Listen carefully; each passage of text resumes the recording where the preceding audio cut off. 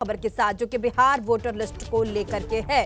Bihar voter list मुद्दे पर supreme court में सुनवाई अभी जारी है। सुनवाई के दौरान सुप्रीम कोर्ट की बड़ी टिप्पणी सामने आई है। कानून तय नहीं करता है कि आयोग कब रिवीजन करेगा, ये सुप्रीम कोर्ट कह रहा है। बड़ी बात है यहाँ पे।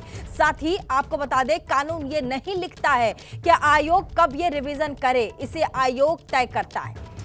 इंटेंसिव रिवीजन का तरीका भी तय करता है। बड़ी खबर इस वक्त हम आपको बता दें, बिहार में वोटर लिस्ट पर पुनरीक्षण को लेकर के आज सुप्रीम कोर्ट में सुनवाई चल रही है। और ऐसे में आपको बता दें, कहा यह भी जा रहा था कि चुनाव आयोग भी अपना पक्ष रख सकता है, लेकिन ऐसे में सुनवाई में जुर्ह में क्या कुछ कहा जा रहा है वो भी अब सामने आ चुकी है। और ऐसे में सुनवाई के दौरान सुप्रीम कोर्ट ने बड़ी टिप्पणी की है, जिसका जिक्र यहां पर हम कर रहे हैं।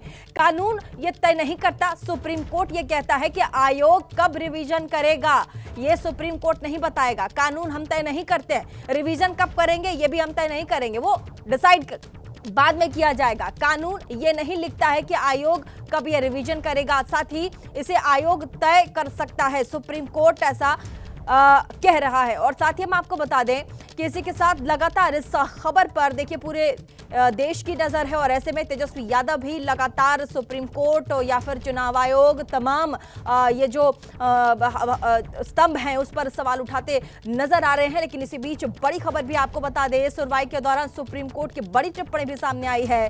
कानून तय नहीं करता है ये सुप्रीम कोर्ट कह रहा है। आयोग रिवीजन कब करे ये कानून तय नहीं करेगा, साथ ही इसे आयोग तय कर सकता है ये सुप्रीम कोर्ट यहां पर कहता नजर आ रहा है। हालांकि नजर बनी हुई है कि वोटर लिस्ट में जिस मुद्दे को लेकर के तमाम इंडिया गठबंधन के लोग सुप्रीम कोर्ट पहुंचे हैं कि 8 जो दस्तावेज इस रिवीजन में मांगे गए हैं और साथ ही पुनरीक्षण में जो मांगा जा रहा है उसको लेकर के जो जिरह है वो अंदर चल रही है। लेकिन ऐसे में आपको बता दें कि लगातार सुप्रीम कोर्ट के ऊपर देश भर की नजर है और साथ ही बिहार की जनता भी इस वक्त सुप्रीम कोर्ट में जो जिरह अंदर चल रही है उस पर नजर बनाए हुए है। और देखना ये होगा कि आगे इसमें क्या कुछ निकलकर सामने आता है। लेकिन इसी बीच आपको बता दें कि तरह तरह की खबरें सामने आ रही हैं और तेजस्वी यादव भी लगातार हमलावर हैं।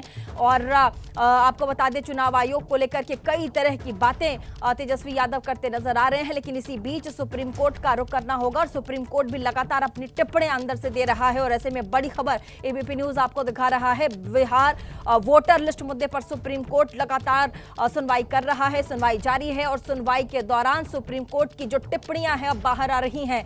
कानून तय नहीं करता है कि आयोग कब रिवीजन करेगा, सुप्रीम कोर्ट ने यह कहा है, इसे आयोग तय कर सकता है, सुप्रीम कोर्ट ये कह रहा है। और आपको हमने जैसा बताया कि तकरीबन 11 पिटीशंस वहां पर पेश किए गए। और ऐसे में इसी खबर को आगे बढ़ाते हुए ज्यादा जानकारी के लिए हमारे साथ संवाददाता अंकित गुप्ता हमारे साथ जुड़ चुके हैं। अंकित, देखिए सबसे पहले ये बहुत बड़ी खबर और साथ ही जिस तरीके से इस पर पूरी देश की निगाह है वोटर लिस्ट पुनर्निरीक्षण को लेकर के, अब सुप्रीम कोर्ट कह रहा है कि आप नहीं बताएंगे, कानून तय नहीं करता है कि आयोग कब रिविजन करेगा, इसको कैसे देखते हैं आप?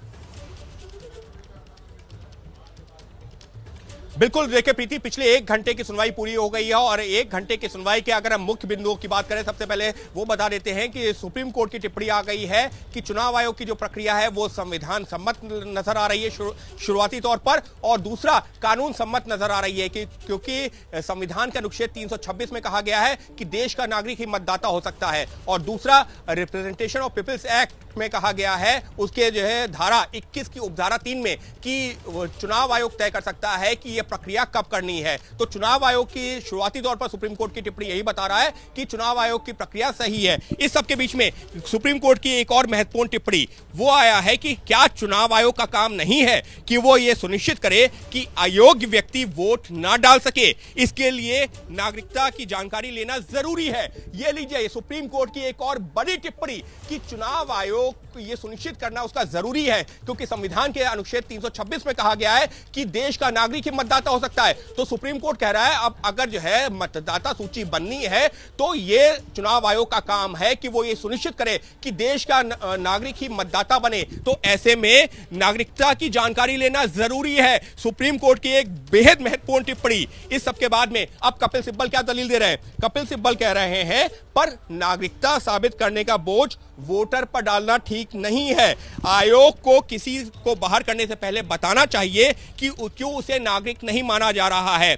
तो कोर्ट क्या कह रही है? कोर्ट कह रही है कि यहां पर 1-2 दस्तावेजों की बात नहीं हो रही है, 11 दस्तावेज हैं, 11 में से कोई तो दिया जा सकता है चुनाव आयोग को। तो कोर्ट भी कई तरह के सवाल वो पूछ रही है। इसके साथ ही में कोर्ट ने एक और कपिल सिब्बल कह रहे हैं कि बर्थ सर्टिफिकेट को ये लोग नहीं मान रहे हैं, मनरेगा कार्ड को नहीं मान रहे हैं, ये कपिल सिब्बल की दलीलें हैं। अभिषेक मनु सिंघवी ने भी ज्वाइन किया है। अभिषेक मनु सिंघवी कह रहे हैं कि 2003 में जब ये एसआईआर की प्रक्रिया हुई थी तब चुनाव में काफी वक्त था, लेकिन अभी 3 महीने हैं, तब 2 साल के आसपास का वक्त था, तो आखिर इतनी जल्दबाजी में प्रक्रिया क्यों?